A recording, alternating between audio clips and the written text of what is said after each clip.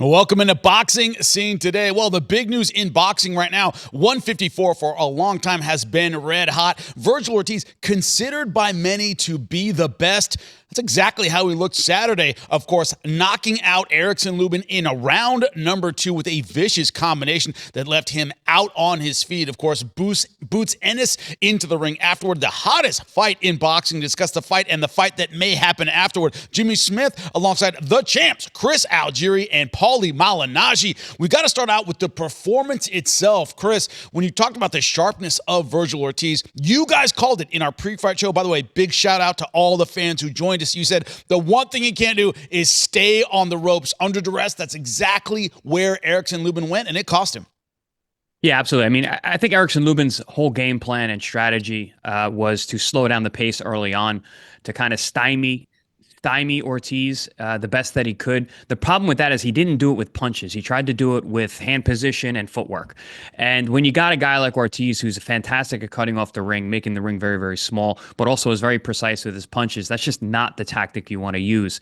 And I said it. I text you guys in the group chat during the fight. Right at the end of the first round, he landed some incredibly well-placed body punches. And I think there was 3 of them. It was a straight right hand, which on a southpaw is a perfect shot, goes right through the guard.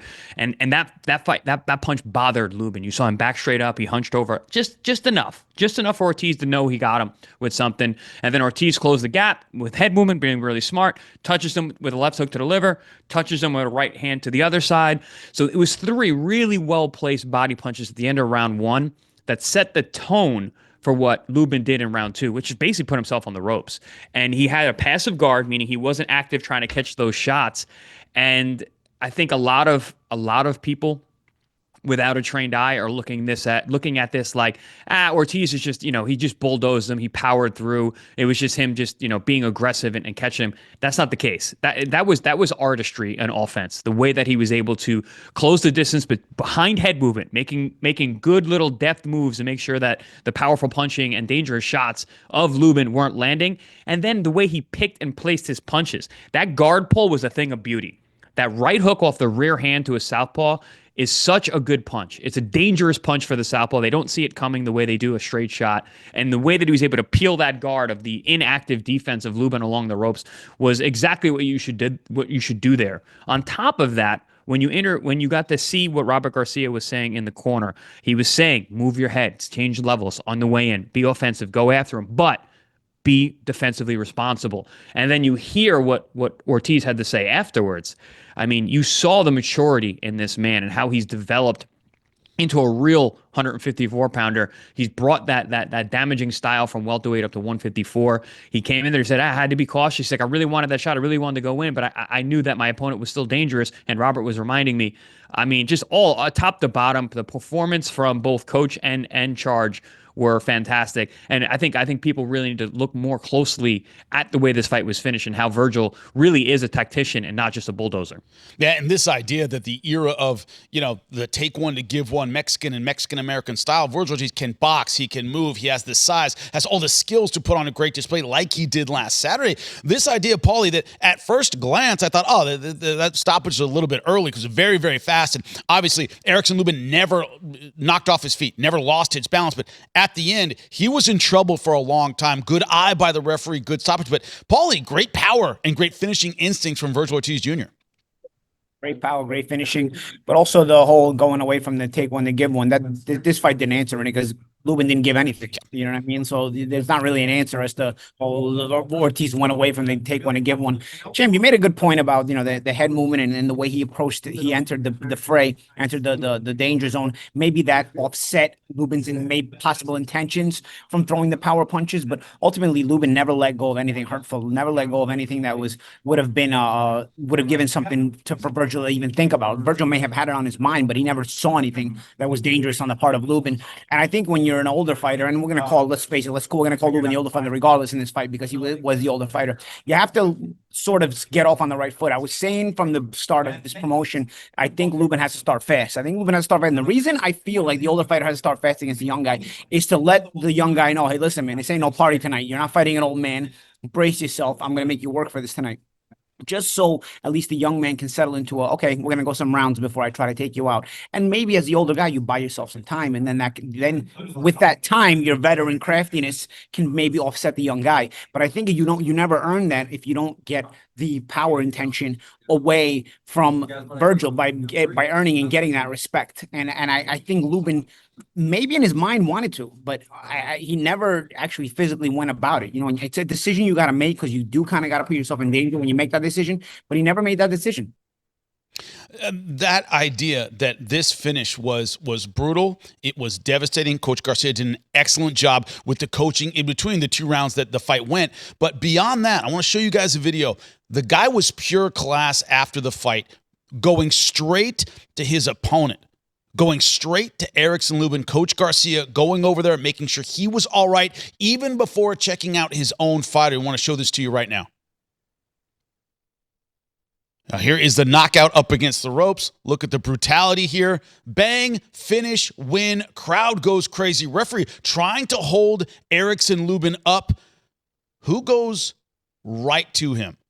Not his own coach, right there. Coach Garcia sitting down Erickson Lubin, making sure he's all right.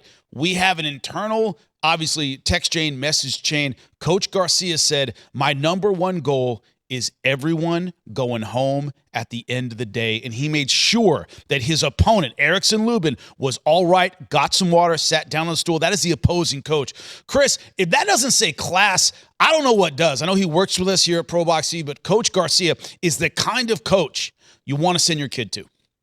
This doesn't surprise me in the slightest. And knowing Robert the way that I know him, knowing the Robert that we know, I trained with Robert back in 2010, 2011, 11s. And just knowing him and how much he cares about fighters, being a former world champion himself, coming from a boxing family, he's got the legacy involved.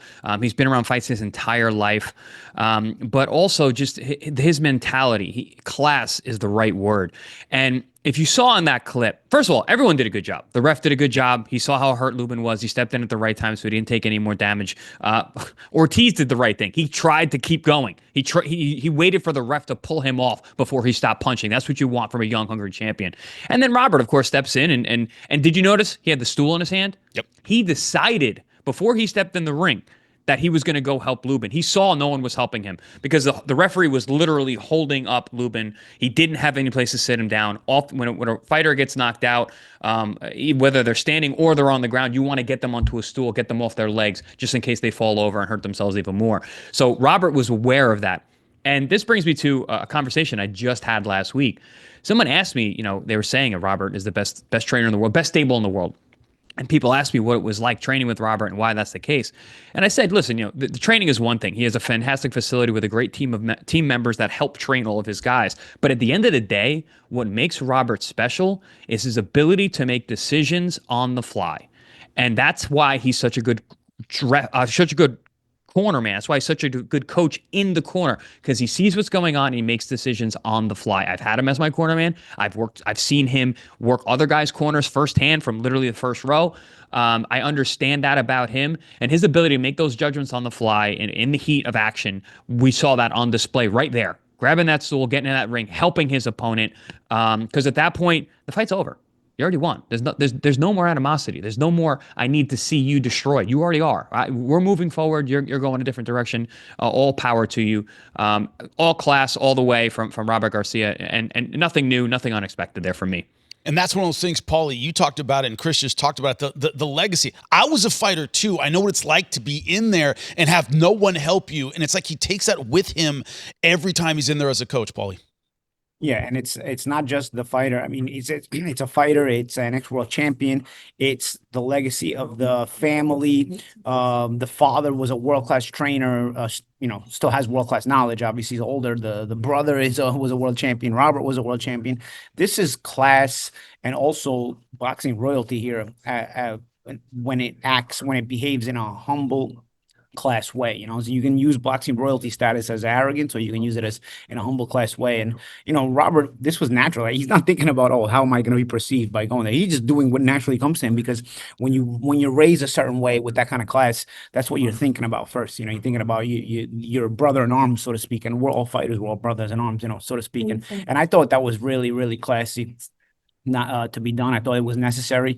And Champ, you made a good point. Everybody behaved the way they were supposed to. Even Vergil's supposed to punch his way through that whole situation until he is stopped, because that's the nature of the beast in the sport that we're in, and he's supposed to impress. But yeah, really, really, I'm really glad we brought this point out, because sometimes in the moment, these little subtleties get lost in the mix. But this was very important, and I'm glad we brought it out, because this way everybody else will notice it as well. Yeah, and when you look at the post-fight, everybody in the ring, what we have not shown, which happened after, of course, Boots Ennis getting in the ring face-to-face with Vergil Ortiz Jr. Paulie, you had a great point in our post-fight analysis of this. We did a post-fight show where, of course, Coach Garcia had said, well, I don't know if Boots really wants this fight. I think it's more of his promoter wanting it. You said, are you going to be the one Philly guy to go square up with somebody and then not take the fight? Are you going to be the one Philly fight? And Philly fighters are known for A, the gym wars, B, fighting anybody at any time. Do you want to be that one guy? Paulie, is that how you feel about this potential showdown with Boots? Once he's in there, he's got to have the fight. Yeah, he's got to have a fight, and you know what? He's the goods. He's the goods, and we've never seen a Philly fighter who's the goods. I can't think offhand. I've seen Philly fighters who were maybe not the goods and weren't of the whole highest level. Maybe avoiding some fighters and avoiding some fights, but when a Philly fighter establishes himself as being the goods, now he's not only has the reputation of being the goods, but he has a reputation of being the goods from Philadelphia. You never see those guys. I can't even think of one that just doesn't go and chase all this. I mean, once they establish themselves at world-class level and being from Philly, they always represent Philadelphia at world-class level and that Philadelphia mentality at world-class level. And I just couldn't see it in my head, like, is Jaron really going to be the only guy not to behave this way in the history of world-class fighters from his city? No, got right in the ring. And now when you're in the ring, you're on the hook for it. That's it. Now the fight's going to happen. But when you look at the tactics of this fight, the old adage in combat sports, you're only as good as your last fight. By that definition, Chris, we're looking at two best in the world, because they are coming off early destructions. The only difference is obviously Vergil Ortiz, his destruction of Erickson Lubin. Erickson Lubin much more highly touted than Boots' last opponent. But these are guys, when it comes to momentum, it doesn't get any better. No, absolutely, and I'm glad you put that little extra caveat in it, because I was about to jump in and be I knew you'd bite my head off. Yeah. Disrespect him a little. Disrespect him a little. You disrespected him a little bit right there, because those opponents were not quite the same. Erickson Lubin is a guy who's been to the been to the top, never was victorious at the top, but has been there and has earned his spot to get there multiple times, and has a much bigger profile than Lima, who, I mean, for all intents and purposes, is a C-class fighter. So Boots did exactly what he was supposed to do, but that was Boots' first fight at 154. This is Ortiz's, I think, fifth fight at 54, because he had two guys that were just blown up for welterweights, and then he had three back-to-back incredibly tough fights. But I think it's important to point out, Chris, and Ortiz, that when he jumped up weight, because he also had a couple of those fighters that 100%. weren't quite there. Yeah. 100%. So, like I said, this is Ortiz's fifth fight at 154. That was Boots' first fight at 54. So, yeah, I'm gonna give him grace there. So, in terms of what have you done for me lately? Yeah, I think Ortiz should be the guy that, based on that factor, is more highly touted. But stylistically, when you look at these guys and when you talk to people in local circles, I think a lot more people are talking about Boots than they are Ortiz. That's from my understanding from being around. But I do spend more of my time here on the East Coast than I do the West Coast. But we do go to the West Coast. Still, Boots is the name that I keep hearing people ask about. Maybe it's because he's been a world champion. Maybe it's because he had a unification fight at 147. Maybe it's just I don't know, just his personality. The fact that he's from Philadelphia and his style. But in terms of where they at momentum wise, I would have to lean towards Ortiz as being the guy to look out for, based on his experience here at 54. In terms of, I just want to touch on Boots actually showing up. So there was a little bit of a bait and switch. Boots, who isn't the kind of guy who talks. He's a Philly guy. He comes to fight. He shows up and whips your ass. That's the talking that he does. But he's got a very good promoter in Eddie Hearn, and he's got some guys that have some knowledge of this sport and marketing and how to get things. So they said because of the government shutdown, they weren't going to be able to make the fight. They weren't invited to the fight. They were going to come anyway, but they can't do it. Boom. Next thing you know, there's a social media post with Eddie and Boots, and quote unquote boots on the ground in in the city where the fight's happening. So there is that. So there was a little gamesmanship there from Team Boots, which I like. I mean, it's not his bag. Like I said, he goes out there and whips your ass. That's what he does. But he did get in the ring. He did talk the talk like a true Philly fighter, and now he's got to back it up. And just like the champ said, I don't think you're gonna be able to step into the ring that way, get face to face with a man, look him in his eyes, and those guys are looking at each other's souls in that post fight interaction. That you're going to be able to say that fight doesn't want to be had by both guys, because I don't think either one of these young, hungry lions is going to allow the other one to stamp on their name and their cred based on not wanting this fight. Paul, you talk about the Philly fighter taking on the Mexican or Mexican-American fighter. You can't be my age and not think, of course, Meldrick TNT Taylor versus Julio Cesar Chavez, one of the most exciting, tragic, unbelievable fights in boxing history. Is it too much to think we might see stylistically a similar kind of showdown between the Philly fighter and the Mexican-American? What's your thought? One thing I think the comparison you can make, I think these are a little bit different than those guys, but the comparison you can make is it's going to be explosive. Both guys are hungry. You know me, I'm always talking about fighters have to fight when they're both hungry, when they're both still chasing their goals, when they both have what's expected of them in front of them and not behind them, because you're not as hungry when it's already behind you. So I think the timing of fights is so important in terms of getting the maximum expectation and the maximum adrenaline and the maximum entertainment value out of these fights. And for Jaron Ennis and Vergil Ortiz, the fight happening now, I think gets the maximum expectation and the maximum entertainment value, because both guys are still hungry. Both guys have not yet lived up to the full anticipation and the full expectation of what is expected of them, where they're expected to rise. So the fight, when you're still on the way there, man, that's when the best fights happen. If you look at it in history, fighters who are on the way there or right in the midst of it, when they're still hungry to achieve more. I hate these fights where big name fighters are fighting and they've already accomplished what they were expected to accomplish. So now it's just a money grab. It's a tango dance.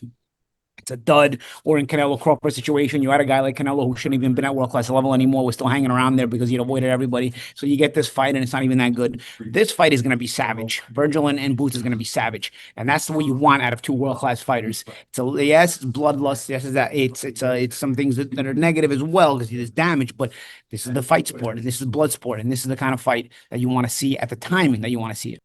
Well, we cannot wait to see it as things become official. Of course, we'll talk about it right here on Boxing Scene Today, but a great fight, great performance last Saturday from Vergil Ortiz Jr. More to come as it makes news. Watch it right here. Find out why millions are watching.